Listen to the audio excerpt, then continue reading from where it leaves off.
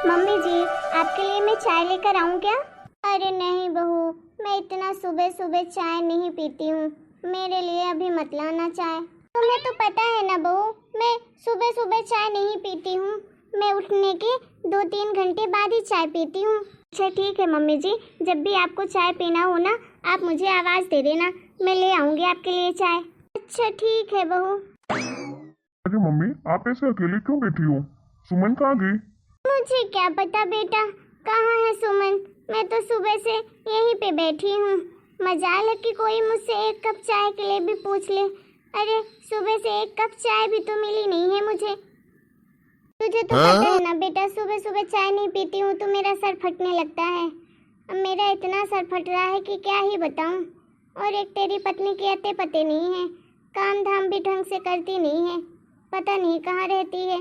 क्या कह रही है मम्मी? सुमन ने आपको चाय भी नहीं दी सुबह से? है कहाँ वो? सुमन, कहाँ हो तुम? इधर आना जरा। हाँ जी बोलिए। अरे अभी तो आप वॉक करके आए थे और इतना जल्दी आप तैयार भी हो गए? तुम ये सब छोड़ो, तुम ये बताओ कि मम्मी को सुबह से तुमने चाय क्यों नहीं दी? 10 बज रहे हैं, अभी तक तुमने मम्मी को चाय नहीं दी। अरे ये क्या कह रहे हैं आप? अरे मम्मी जी से तो मैंने अभी पूछा है चाय के लिए। उन्होंने कहा मैं तो हमेशा सोने के 2 घंटे 3 घंटे बाद ही चाय पीती हूँ। तो मैंने बोला भी था उन्हें कि जब भी आपका चाय पीने का मन करे तो आप मुझे आवाज़ दे देना, मैं ला दूंगी आपके लिए चाय। फिर आप ऐसा क्यों कह रहे हैं? अभी मुझे 5 मिनट तो हुए हैं गए हुए। क्यों मम्मी जी, मैं सही कह रही हूँ ना? अभी तो पूछा मैंने 5 मिनट पहले। अरे बहू, मुझे लगता है तुम बड़ी जल्दी में थी, मेरी बात ध्यान से सुनी नहीं हो। अरे मैंने तो ये कहा था कि सोने के 2 घंटे के अंदर मुझे अगर चाय नहीं मिलती ना तो मेरा तो सर ही फटने लगता है। और मुझे तो अभी उठे हुए पूरे पूरे 4 घंटे हो गए हैं, इसीलिए तो मेरा सर फटा जा रहा है दर्द के मारे। पर मम्मी जी, जहाँ तक मुझे याद है तो आपने तो यही कहा था कि 2 घंटे 3 घंटे बाद ही आप चाय पियेंगी। मैंने तो आपको आवाज़ देने के लिए भी बोला था। अरे बहू, तुझे क्या लगता है मैं झूठ बोल रही हूँ? मैं भला झूठ क्यों बोलूँगी? तुझे ही सुनने में गलती हुई होगी। वैसे भी अगर गलती जहाँ हो ना अपनी तो मान लेनी चाहिए। ऐसे बड़ों से बहस करना अच्छा नहीं होता है, वो भी चाय के लिए। अगर तुम्हारा चाय देने का मन नहीं है तो कोई बात नहीं, मत देना तुम चाय, लेकिन मुझसे ऐसे बहस तो मत करो। और भला मैं ऐसे क्यों बोलूँगी? सोने के 3 घंटे बाद कौन चाय पीता है? अरे सबको तो बिस्तर में ही चाय चाहिए होती है, और मुझे तो बिस्तर से आए हुए भी 4 घंटे हो गए, तो तुमने अभी तक चाय नहीं दी मुझे। पर मम्मी जी। क्या तुम मेरी माँ से बहस कर रही हो पर मम्मी जी करके? हाँ, क्यों तुम अपनी गलती नहीं मानती हो? भला मेरी मम्मी क्यों झूठ बोलेगी? और सही तो कह रही है। अरे सबको सुबह सुबह चाय चाहिए होती है, कौन दोपहर में चाय पीता है? तो मेरी मम्मी कह रही है, मान क्यों नहीं लेती हो तुम? तमीज नहीं है क्या बड़ों से बात करने की? बहस करने चली है मेरी माँ से। देखो ये सब मैं बर्दाश्त नहीं करूंगा, समझे ना? अच्छा ठीक है जी। सुनो, हाँ बोलिए। मेरे लिए टिफिन तैयार कर दो और नाश्ता भी लगा देना। ठीक है जी, पहले मैं मम्मी जी के लिए चाय बना देती हूँ, उसके बाद मैं आपके लिए नाश्ता निकाल दूंगी। और टिफिन तो मैंने लगा भी दिया है। अच्छा ठीक है, जाओ। माँ मैं नाश्ता कर लेता हूँ, आप भी कर लीजिए। नहीं नहीं बेटा, मैं पहले चाय पी लूँ। अच्छा ठीक है माँ। मम्मी जी ये लीजिए चाय। अरे बहू, इस समय कौन चाय पीता है? ये कौन सा टाइम है चाय पीने का? रहने दो, मैं नहीं पीऊंगी चाय। तुम एक काम करो, मेरे लिए नाश्ता लगा दो, मैं बेटे के साथ नाश्ता ही कर लूंगी। अच्छा ठीक है मम्मी जी। अरे सुमन, तुमने मेरे लिए नाश्ता लगा दिया है क्या? हाँ जी, मैंने नाश्ता लगा दिया है आपके लिए। और माँ, आपने चाय पी ली है ना? चलिए मेरे साथ नाश्ता भी कर लीजिए। अरे बेटा, कहाँ पी ली मैंने चाय? अरे इस घर में कौन चाय देने वाला है मुझे? मेरे नसीब में ये चाय चुक्कर तो लिखा ही नहीं है। टाइम से कोई चीज़ मिलती कहाँ है? एक तो मेरा सर दर्द के मारे फटा जा रहा है। क्या आपने चाय नहीं पी अभी तक? हाँ बेटा, नहीं पी है।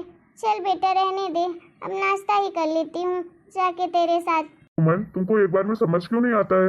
तुमने मम्मी को चाय क्यों नहीं दी? यार सच में सुमन, तुम कितनी आलसी हो गई हो। 1-2 बार में तुम्हें कोई बात समझ में ही नहीं आती है। वो क्या क्या है तुम्हें? अरे राहुल जी, आप ये क्या बोल रहे हैं? मम्मी जी ने तो मना कर दिया चाय पीने के लिए, बोला कि ये कोई टाइम नहीं होता चाय पीने का। चलो मैं नाश्ता ही कर लेती हूँ।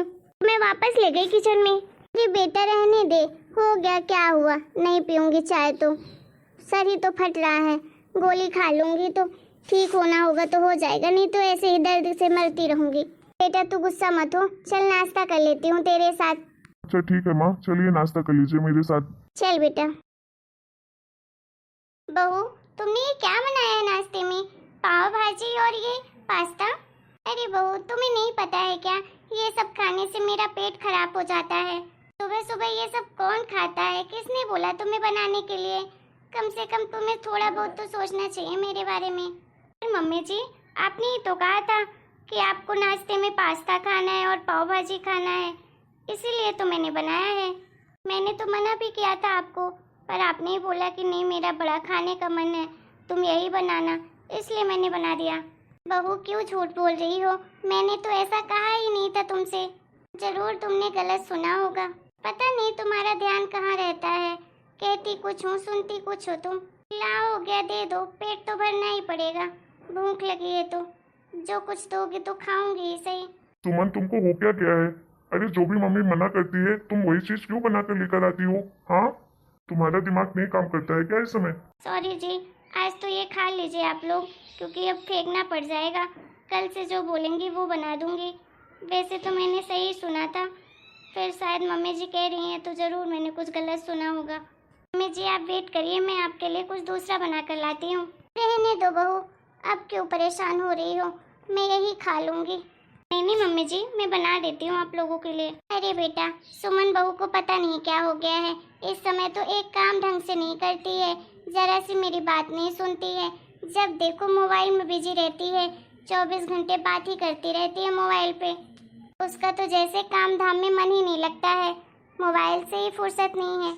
ऐसे भी मुझे करना क्या है, खाने के लिए बस खाना मिल जाए, पेट भर जाए, और क्या, खाने से तो मतलब है। अब ये बात अलग है कि बेस्वाद खाना खाना पड़ता है रोज रोज। खाती हूँ, क्या करूँ, अब पेट मार के तो नहीं रह सकती हूँ ना। मम्मी आप टेंशन मत लो, मैं आज ही सुमन से बात करता हूँ, मैं उसे समझाता हूँ उसे आखिर हो क्या गया है, वो ऐसी हरकतें क्यों कर रही है। ठीक है बेटा, लेकिन मेरी वजह से तुम लोग लड़ाई मत करना। मुझे अब लगता है सुमन से बात करनी ही पड़ेगी, पता नहीं क्यों कर रही है मेरी माँ के साथ ऐसा। मम्मी जी, काजल दीदी आने वाली है ना, तो आप बताइए उनके लिए खाने में क्या बना लूँ, उन्हें क्या पसंद है? बहू, उसके लिए मशरूम की सब्जी और खीर बना ले, उसे बहुत पसंद है। ठीक है मम्मी जी। चलिए ना, आप लोग खाना खा लीजिए, नहीं तो खाना ठंडा हो जाएगा। ठीक है भाभी, चलती हूँ। वैसे आपने क्या बनाया खाने में? अरे दीदी, मैंने तो आज का खाना सिर्फ और सिर्फ आपके लिए बनाया है, आपकी सारी फेवरेट चीजें बनाई है, मशरूम की सब्जी भी और खीर भी। क्या तुमने मशरूम की सब्जी बनाई है? अरे मशरूम की सब्जी से ना काजल को एलर्जी है, और दूध उसे तो बचपन से नहीं पसंद है, दूध की चीजें तो एक चम्मच भी टेस्ट भी नहीं करती है। फिर तुमने क्यों बनाया ये सब चीजें? तुम्हें किसने कहा कि ये फेवरेट चीजें हैं उसकी? क्या ये सब कुछ दीदी को पसंद नहीं है क्या? ये दीदी की फेवरेट चीजें नहीं है? लेकिन मैंने तो ये सब कुछ माँ जी से ही पूछा था, मम्मी जी ने ही बोला कि ये चीजें दीदी को पसंद है, इसलिए मैंने बनाया था, नहीं तो भला मैं क्यों बनाती। तुम्हारा ना दिमाग सही नहीं रहता इस समय, जो कुछ बोलो ना उल्टा ही सुनती हो। हाँ बेटा, तू सही कह रहा है। अरे मैंने तो ये सब कुछ बनाने के लिए मना किया था और इसने वही चीजें बना दी। कोई बात नहीं भाभी, आप चलिए, मैं खा लूंगी जो भी कुछ आपने बनाया है थोड़ा थोड़ा, ठीक है? अरे नहीं दीदी, मैं आपके लिए दूसरा खाना बना देती हूँ, जो भी आपको पसंद हो आप बता दीजिए। नहीं भाभी, रहने दीजिए, आप परेशान मत होइए मेरे लिए। चलिए मैं खाना खाती हूँ। अच्छा बहू सुनना, वो काजल का रूम ना बहुत दिनों से बंद पड़ा हुआ था, आज वो अपने कमरे में सोने जाएगी तो वहाँ बहुत ज्यादा स्मेल आएगी, तो तुम एक काम करना, उसके रूम में ना रूम फ्रेशनर मत रखना, ठीक है? धूप बत्ती जला देना, ठीक है? उसके महक से उसके रूम की गंदगी चली जाएगी। ठीक है मम्मी जी। क्या मम्मी, मेरे कमरे में धूप बत्ती? आपको तो पता है ना मम्मी, ये धूप बत्ती से मुझे कितनी ज्यादा एलर्जी होती है। अरे मुझे बार बार छींकें आने लगती हैं। अरे काजल बेटा तू? अरे बेटा, तुझे सुनने में कोई गलती हो गई होगी। अरे मैंने ये कहा है कि धूप बत्ती मेरे कमरे में लगा दे, मेरे कमरे में ना बहुत ज्यादा स्मेल आती है, पता नहीं क्यों। तेरे कमरे में तो रूम फ्रेशनर के लिए मैंने बोला है, क्योंकि तुझे तो धूप बत्ती से एलर्जी है ना बेटा, बहुत दिन से रूम तेरा बंद था, इसलिए वहाँ पे स्मेल आएगी, इसलिए बोला था रूम फ्रेशनर रखने के लिए। पर मम्मी जी आपने तो ये कहा था ना कि रूम फ्रेशनर दीदी के रूम में नहीं रखना है, उनको एलर्जी है, धूप बत्ती दीदी के रूम में रखना है। अरे बहू, क्या तू भी झूठ बोल रही है? अरे मैंने ऐसा तो कहा ही नहीं, तूने जरूर कुछ गलत सुना है। अरे मम्मी बस करो यार, क्या झूठ बोल रही हो? मैंने खुद अपने कानों से सुना है, यहीं पे खड़ी थी मैं, आपने शायद देखा नहीं होगा, बट मैं भाभी के पीछे ही खड़ी थी। आपने तो यही बोला था कि मेरे रूम में धूप बत्ती लगाने के लिए, आपने बोला कि रूम फ्रेशनर से मुझे एलर्जी है।